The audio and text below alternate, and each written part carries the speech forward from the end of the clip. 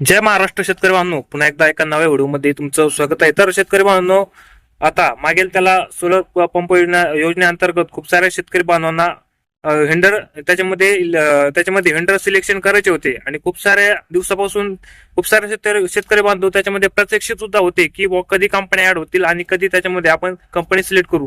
सध्या 5 ते 6 कंपन्या तिथे ऍड झाल्या आहेत. जीके असेल, इकोझोन असेल किंवा असोल असेल, अशा 5 ते 6 कंपन्या तिथे ऍड झाल्या आहेत.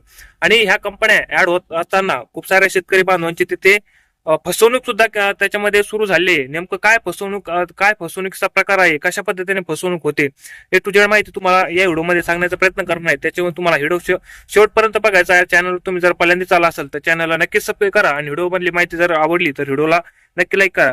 तर सध्या काय झालंय का 5 ते 6 कंपन्या मॅगल त्याला सोलर पंप योजनेमध्ये आलेल्या आहेत.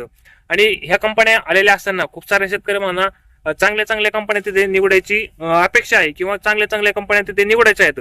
परंतु काही शेतकऱ्याला भोळसर काही शेतकरी असतात, त्या शेतकऱ्याला काही जण काय करतात, जे काही चांगल्या कंपन्या नाहीत असे त्यांचे काही प्रतिनिधी किंवा जे काही कॉन्ट्रॅक्टदार असतील त्यांना काय करतात की शेतकऱ्याला कॉल करतात की अमुक अमुक तुमच्या गावातील जो सीएससी वाला आहे त्याने तुमचा नंबर दिला आहे आणि तुम्हाला ती कंपनी काही आता खूप सारे जण आहेत तर ती शक्तीचे नाव सांगतात, शक्ती कंपनी तुम्हाला निवडायची आहे का. तर शेतकरी तिकडून होकार देतो, हो कंपनी निवडायची आहे मला शक्ती कंपनी, किंवा आणखीन दुसऱ्या काही चांगल्या कंपन्या असतील त्याचे नाव सांगतात.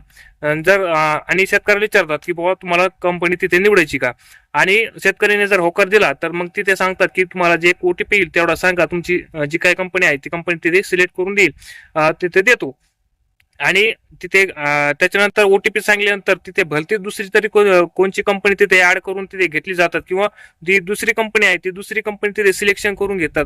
आणि एकदा जर तुम्ही जर कंपनी सिलेक्ट जर केली तर तुम्हाला कुठल्याही प्रकारचं तुम्हाला तिथे कंपनी तिथे चेंज करून भेटत नाही. त्याच्यामुळे तुम्हाला नम्र विनंती आहे की बाबा कुठल्याही प्रकारचा जर फसवणुकीचा जर कॉल आला की बाबा तुम्हाला अमुक अमुक चांगली कंपनी तुम्हाला सिलेक्ट करून देतो, आलेला ओटीपी सांगा, तर कृपया कोणालाही तुम्ही ओटीपी देऊ नका.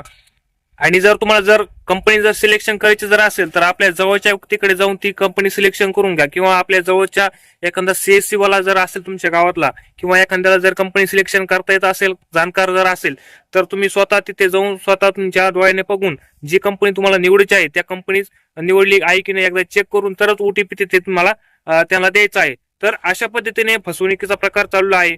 कुठल्याही प्रकारचा फसवणुकीला तुम्ही बळी पडू नका, कोणालाही परस्पर ओटीपी तुम्ही देऊ नका.